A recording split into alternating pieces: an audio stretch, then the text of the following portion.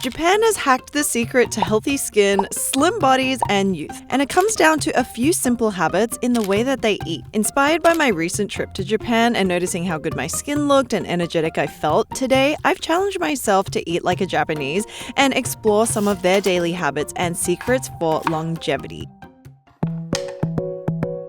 We'll be making a traditional Japanese breakfast following the core eating philosophy known as Ichiju Sansai, which translates to 1 soup and 3 dishes.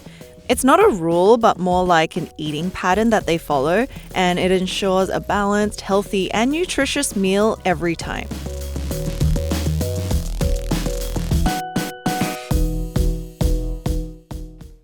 Rice is a staple in most meals in Japan, and it offers just the right amount of carbohydrates for energy.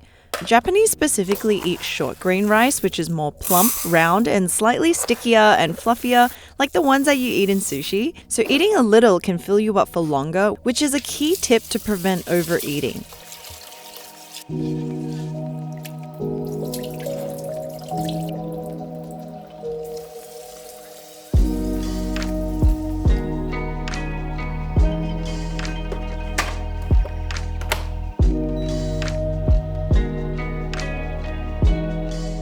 Fish is a huge part of the Japanese diet because Japan is a big island surrounded by ocean after all, so you'll almost always see a piece of salmon, tuna, or cod in a traditional Japanese breakfast. I decided to make it with an easy soy miso sauce for a slightly sweet and salty flavor. I don't have a recipe and just kind of did what felt right and coated the outside with the sauce. It's so easy and it looks so good. Wow. So into the oven it goes for about 10 minutes.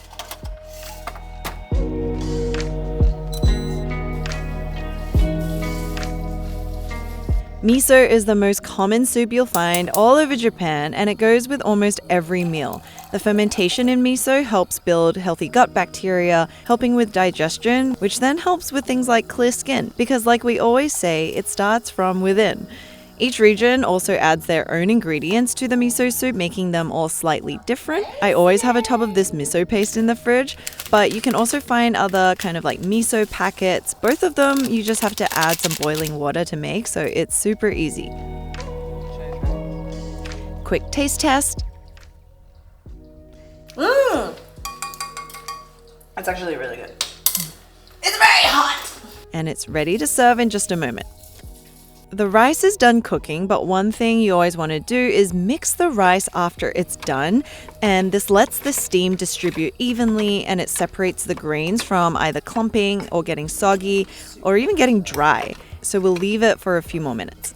We'll also be using this rice to make onigiri later in the day, so stay tuned.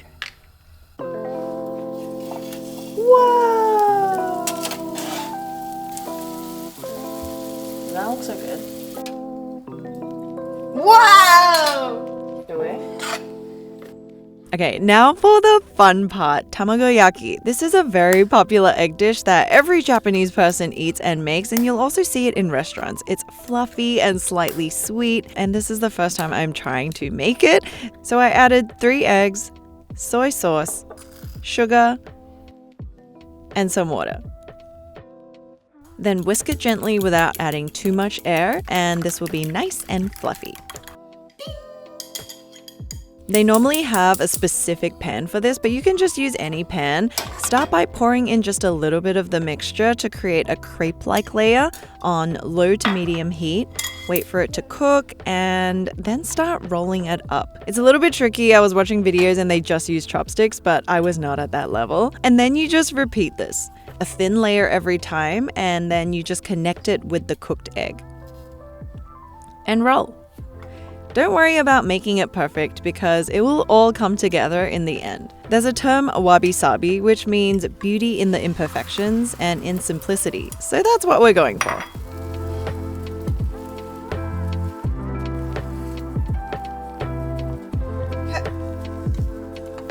Huzzah! Oh my gosh, who made the perfect egg roll?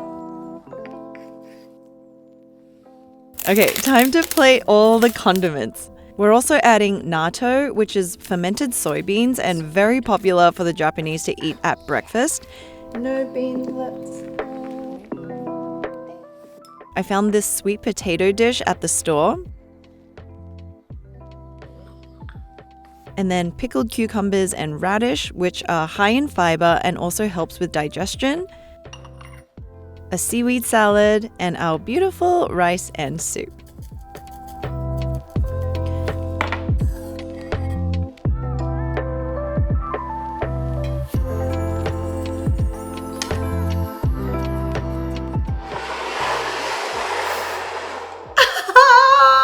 Guys, can we just believe I made this? Can we believe it? No, I cannot.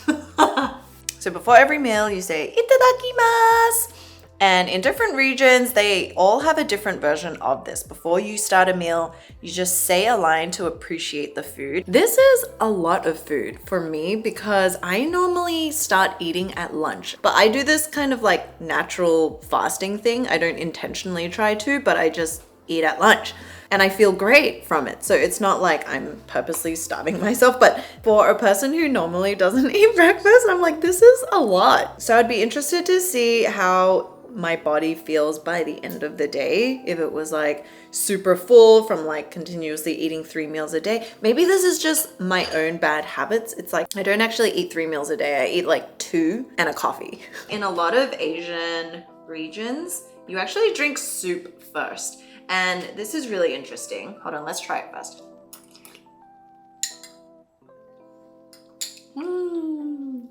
So like when I was in Japan, all the breakfasts are like this. This was the most insane breakfast.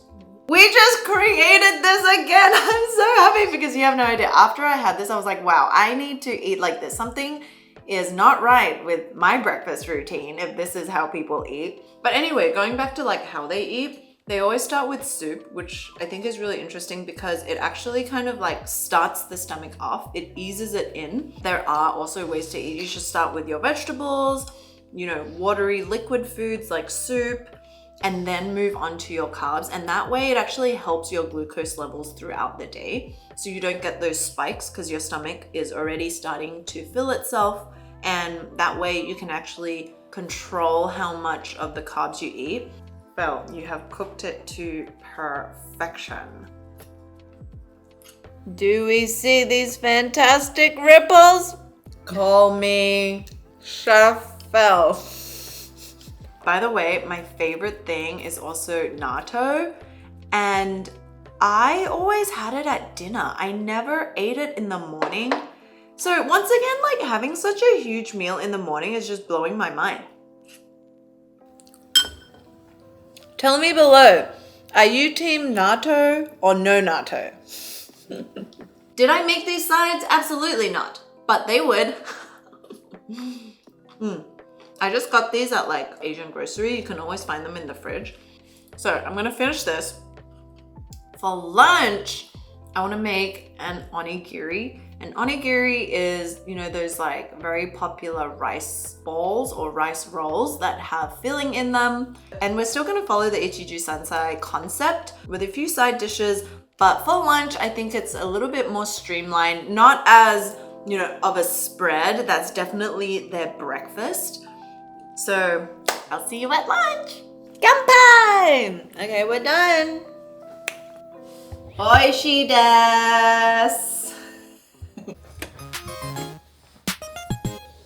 Gonna go for a quick walk. Let's go. In Okinawa, the blue zone of Japan, on top of healthy eating habits, they also stress importance on light daily movement. And this honestly gets more important as we age because our muscles start to weaken around the age of 30. So light movement is a great way to relieve stress, to reconnect with ourselves and nature. Okinawans apparently all like to garden, and I unfortunately do not have a garden, so we're taking a nice walk to the park instead. Okay, so after breakfast, took a walk because the best time to actually go and get some light movement in is after your meal, and that was a lot of food. And look, a cherry blossom! I actually don't know if this is a cherry blossom. They all kind of look the same, but oh my goodness.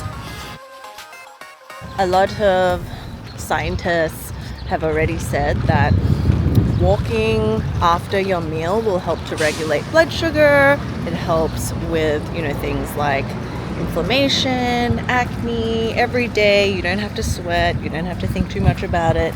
Just take a few little walks around the block and smell the flowers. Oh my gosh, it's so pretty. Ah, look at it. Wow, look how green the grass looks. So anyways, about 3 hours later, it's time for lunch. We're gonna make onigiri. This is a very popular rice snack that you'll see all over Japan. Well, even here. And there's a lot of different versions, but today we're making it with my favorite ingredient, tuna. We're still following the Ichiju Sansai principle, but modifying it a little to fit the lifestyle. All you have to do is mix your tuna with some Kewpie mayo, Kewpie? I don't know, which one do you guys say? And this is a Japanese mayonnaise. Add some pepper and then mix it all up. Tuna is high in omega-3 fatty acids and just really good for overall health of your body, your bones, and it just keeps you full for a long time. I love tuna. We're adding that to this onigiri mold in between the rice. And you might be thinking, rice again? How do they not get fat? Well, the Japanese meal format is all about having things in moderation. There's never too much of one thing, which keeps everything balanced.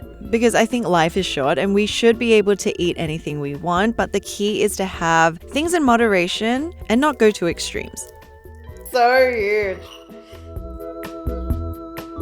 For soup, I'm adding some soft tofu to the leftover soup from the morning. Japanese love tofu and anything high in soy like tofu or miso because it's really high in flavonoids and also protein, as well as essential amino acids for nutrients for healthy functioning body, which is why it's a staple in the Okinawan and general Japanese diet.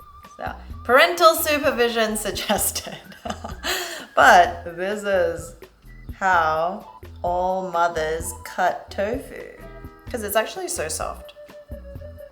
You don't actually have to use any force, it just glides through and then you just chuck it in.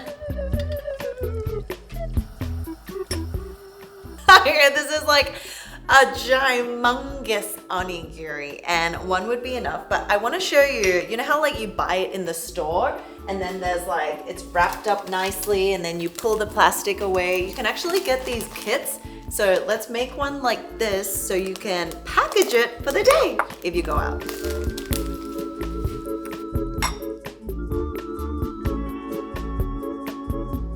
And then wrap it with some seaweed.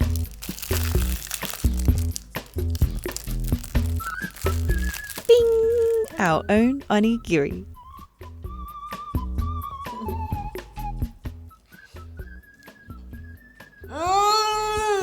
Every time I buy onigiri, I always get the tuna ones because it's my favorite.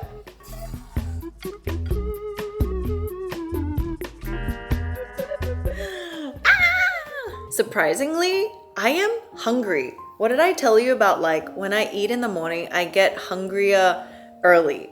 Look at these. Bell's Konbini.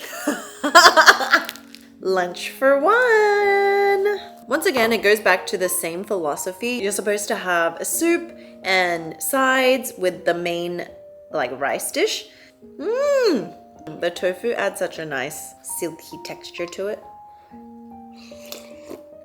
So with the soup, actually different regions in Japan, I was reading, have a different type of their own miso soup rendition. And apart from miso soup, they also make pumpkin soups, which is different to the Western pumpkin soup. I don't think they add cream. They kind of go by the philosophy of using seasonal vegetables and seasonal ingredients to make food that's present. It's all kind of coming back to being in harmony and in balance with ourselves, but also the environment. And that's just so nice.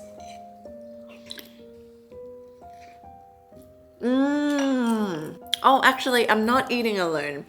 I have my little Kewpie mayo friend. I'm so excited to show you guys dinner because we're using my favorite beef. Let me just show you.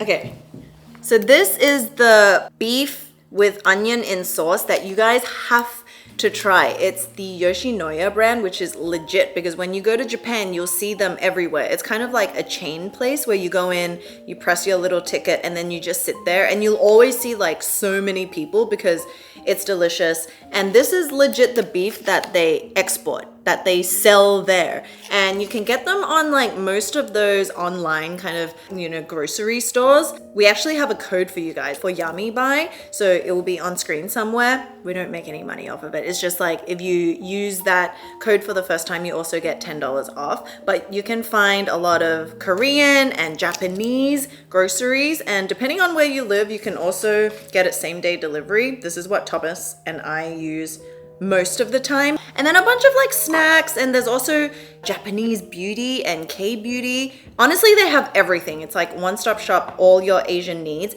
And I found out that like, our previous Japanese beauty finds, you can get all of that, and it's cheaper than buying them on places like YesStyle sometimes. They have such good prices. Anyway, I'm just sharing all that because you guys might not even know that you don't have to go out and buy it. I think one of the things I love most when I was researching is this concept of moai, and it refers to a close circle of lifelong friends or a network of people who meet daily or weekly and share stories, offer emotional and social, even financial support, and are a safety net to each other during good and hard times. This really spoke to me because I think no matter who we are or where we are, we're all social creatures who crave real connection and are searching for a community that can uplift us and help each other find our values and purpose in what we do in life. I know especially when I moved to New York, I found a community that could uplift me spiritually and was a safe place for me to share my highs and lows. And it's actually what's kept me here and going for 10 years now through all my different phases of growth. And for the Okinawans, it's an essential piece of their longevity secret to living long and happy.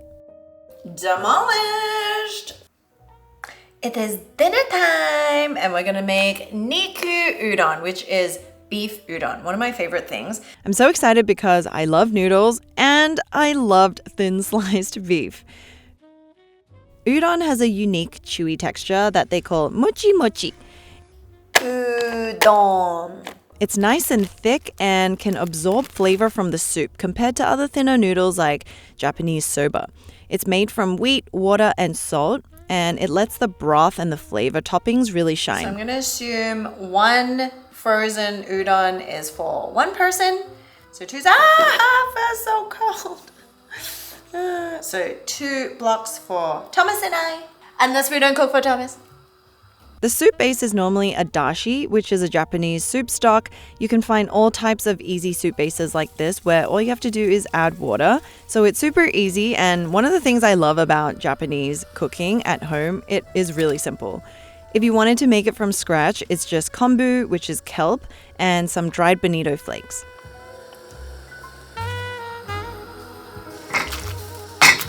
Hey Google, set timer for 1 minute.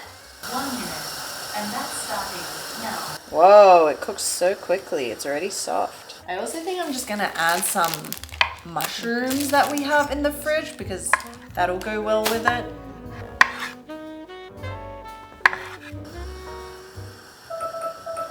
That was 1 minute.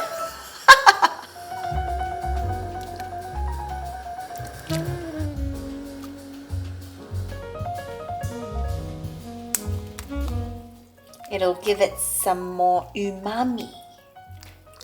Soak a little bit. And then, if you're wondering, they also have this packaging. It's the same thing. Just find it and you just have to microwave it for 2 minutes. And you'll have oishii niku. 2 minutes.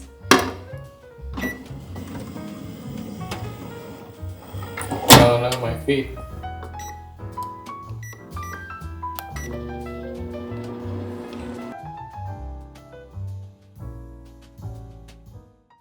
And some green onions to garnish.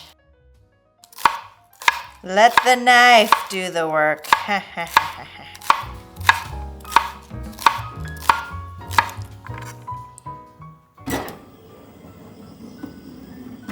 Wow!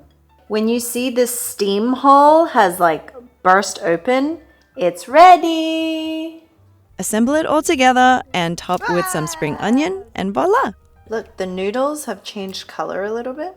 They've absorbed the broth. Ooh, these mushrooms actually look great.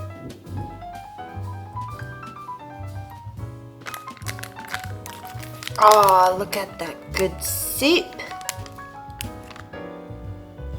Ooh, smells so good.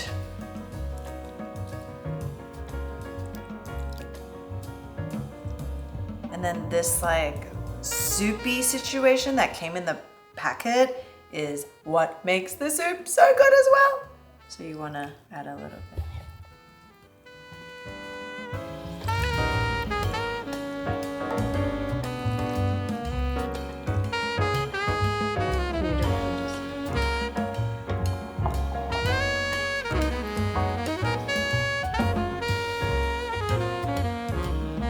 Let's see how good it is. But oh my god, the beef looks so good. Beef is all okay. And in Japan, you have to slurp really loud, which is like a sign of it being oishi, which is like delicious. That's right! Show appreciation to your chef. Thanks, babe.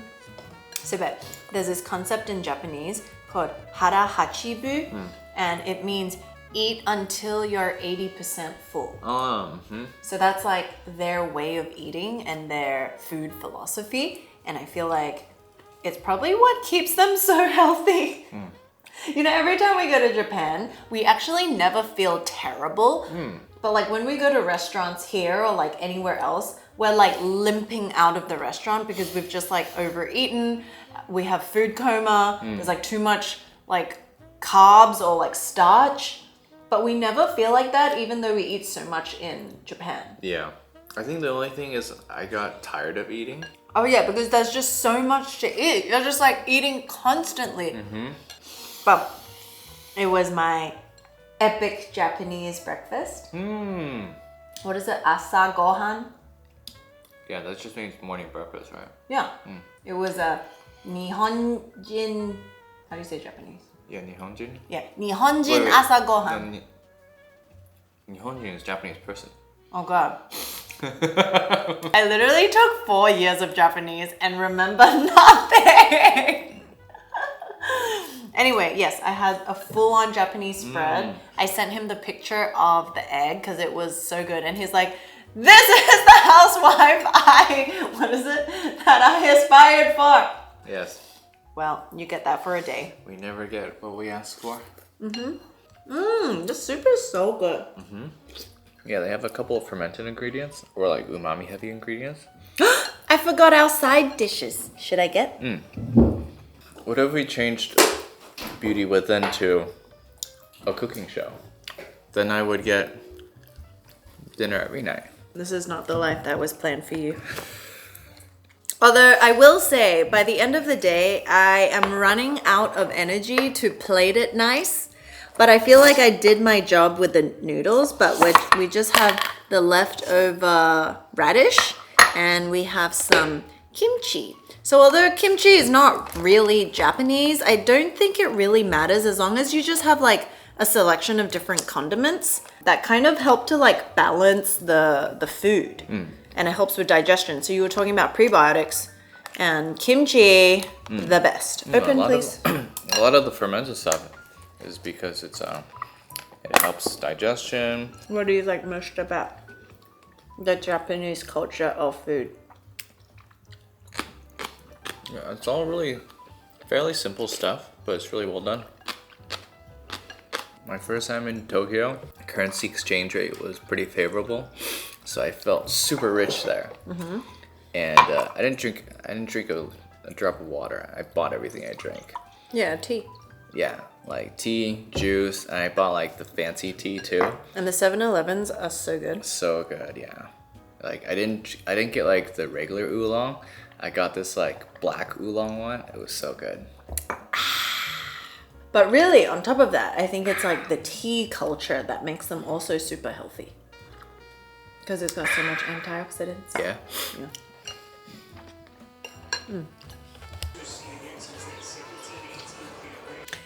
Okay, so after the whole day of cooking, I actually surprisingly am feeling very inspired to keep cooking. It's actually been a while since I made one meal, let alone 3, and it's kind of got me motivated to try different recipes.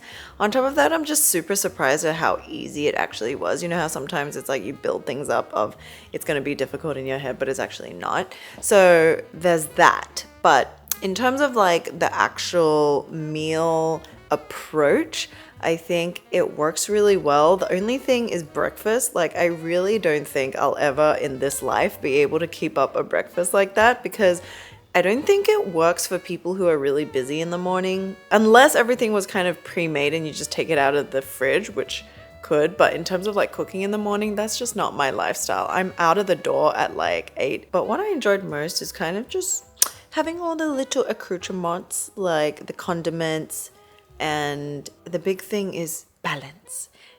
And then I was most surprised that I was actually hungry when I was supposed to be hungry, and I didn't feel full. I didn't get food coma, and it just felt like what eating should be. So yeah, that was super fun. If you have any other cuisine or ideas for like cooking or anything like that, please leave your ideas below. And because I want to get more into kind of easy home cooked meals, because when we control what goes into our body, I think we actually have control over our lives and our own health. And it really just goes to show it's not that hard.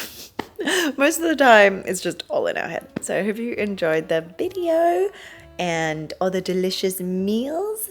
And I'll see you guys really soon. Bye.